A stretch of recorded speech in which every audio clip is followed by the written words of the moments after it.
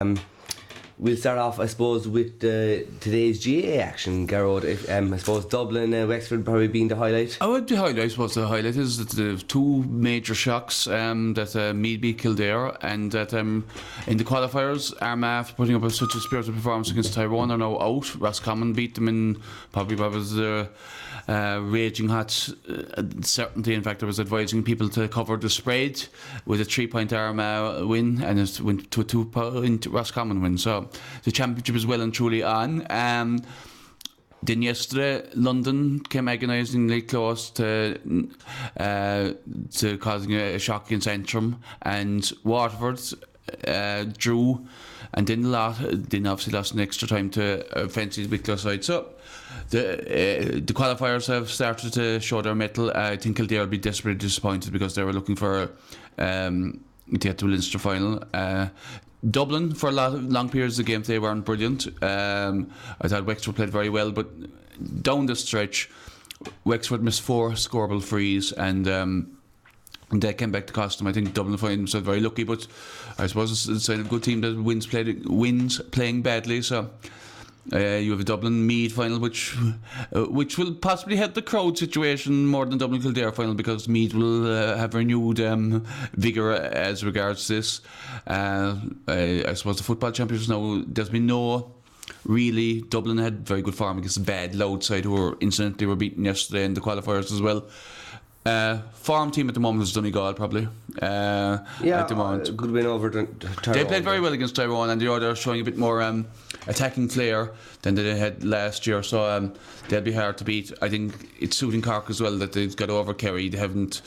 I think the emphasis on Cork beating Kerry has been how bad Kerry were and how good Cork were, and it suits Cork fine. Like, they have a Munster final against Clare. Like, we should never write off any team, but personally, I'd prefer to be playing Clare than Limerick. Limerick are big and strong and could pose problems. Clare aren't that big. I think Cork should win that by, well, it depends on how much they want to win it by, in the All-Ireland quarter final. So, I suppose the season is now starting to take shape when the first teams start to go out in the actual knockout, the final knockout rounds. That's when you're starting to see it taking shape. I think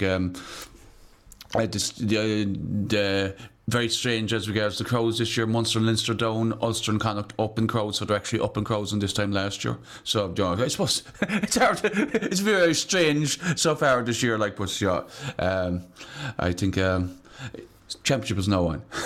Yeah, it's good. Also, there is the incident with the former Cavan player who's moved to Kildare, and they had 1 minute. They had 1 minute. That rule was actually brought in because of him. That you play a championship to qualify for intercounty, you must play senior championship. Or you play a championship match in that county that you're playing in. It actually caused fierce trouble with London, who have a very wide transfer of players. They had to put a round of the championship on earlier, and the problem what happened when Kildare was one of those counties that shut off their football championship until they go out, something I disagree with thoroughly. And they had to have him to eligible to play today, and he wasn't used afterwards. He had to play either hurling or football match. He came on for 35 seconds to get the rule. It's been a political a public relations disaster for Kildare, to be brutally honest, the way they've handled it. I see no problem with him transferring, and he's done everything right as such, like, but they could have thought this through from a long way off, like, Yeah, the 1 minute play in a game. Well, as long as you when the ball is thrown in, you qualify to play, and that it qualifies and all for senior to junior regrading if you run for 4 seconds. He was up in corner forward. Now, I played a game corner forward last year, and I'd say I got the ball. I'd say possibly more. So, yeah. I doubt he even touched the ball, to be honest. No, I'd say he didn't touch, as long as he was on A, the team sheet, and B, started. That qualified him. It was just to get through a loophole as such, but I think Kildare have made monumental disaster. There's nothing wrong with Johnny Johnson transferring, and he's followed everything by the general rule, I think, but it's just that Kildare have to look at themselves, because this is where the system of them playing closing off championships until the inter-county teams are gone is, my opinion, that's one thing I would make illegal, that you have to play rounds in Intercounty. Cork, Kerry, Kilkenny all do it, Dublin do it, and they're still competitive. Like, so I can't see why Kildare don't do it. They're a county that are massively in debt, because the world and its mother knows that they're paying Kieran McGeeney, and they're not doing them. And today is another thing. It overshadowed them totally today. They were off form today, and no, they'd be nasty one to meet in the qualifier, and that seems to be their preferred route. But they could end up against someone like Kerry. You could end up with loser of like someone like Down from Ulster.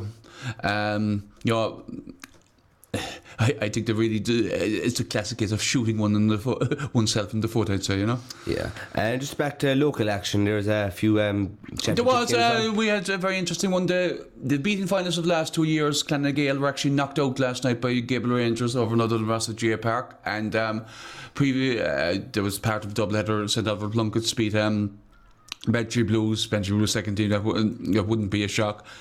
Last Monday evening with Donny, somewhat surprisingly comfortable winners against what I thought was a very poor Elden Rovers team on the night. They now face the Piershig, which could be a nasty one, because the Piershig always have a kick in them. The Piershig, for long periods of the game, gave Nemo plenty of it, so you know, it could be an interesting one. Now that's due to be played in about 10 days' time, depending on how Cork hurlers do.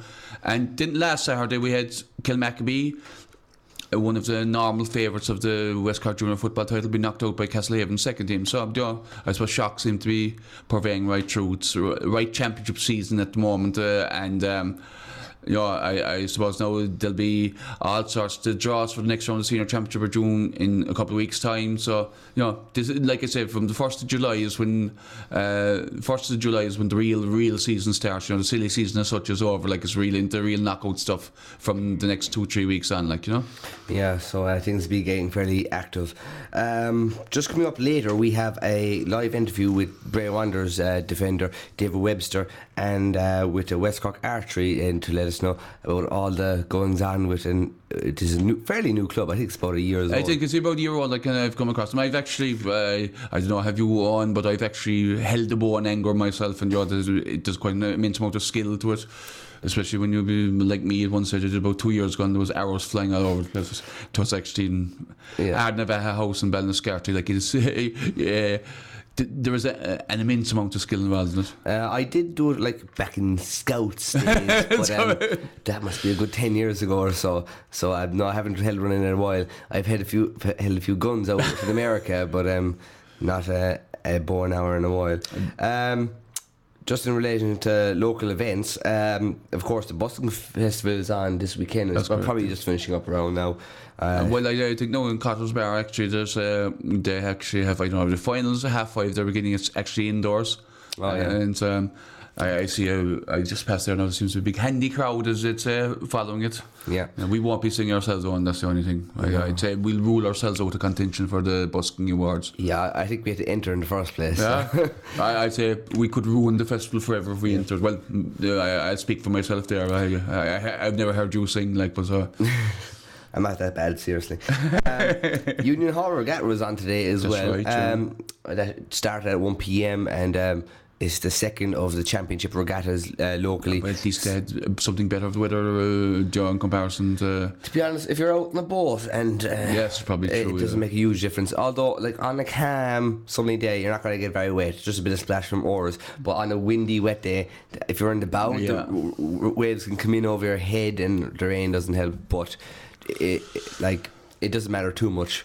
You just get on with it. When you're rowing hard, you won't mind the water. And well, just cool you coastal down. rowing is a particular art of its own, like, in comparison to the gig or the Olympic style rowing. Although the Olympic rowers would say, how daren's call it river rowing, 'tis Olympic rowing. I've been in the middle of seeing an argument between two people as regards that, and Olympic rowing versus coastal rowing. I don't know, I wouldn't be good at either, so I wouldn't have quite the build for either, like, but I suppose I'd say you'd be not too bad at the coastal rowing. Coastal rowing, I had to go at it a few years ago. I haven't done it in a while now, but I'm sure I'd do alright. It's just my hands have very little blisters on them now. But it would be with yours. If I went back a few weeks, I'd have the blisters again. But fair play to everyone involved.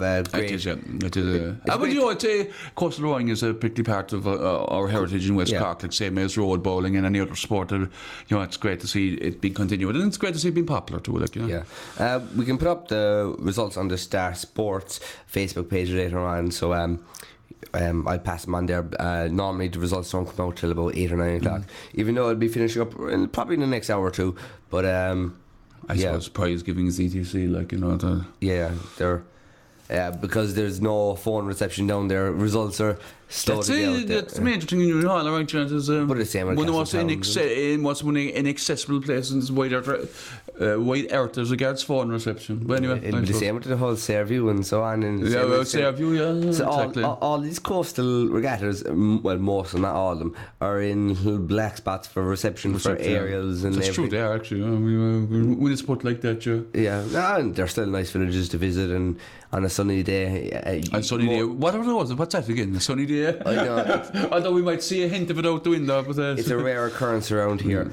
We'll just take a song and we'll be back. We still got European Championships to talk about, build up. We have League of Ireland talk. We've Wimbledon tennis. We've got much more. We'll just take one song and we'll be right back with you.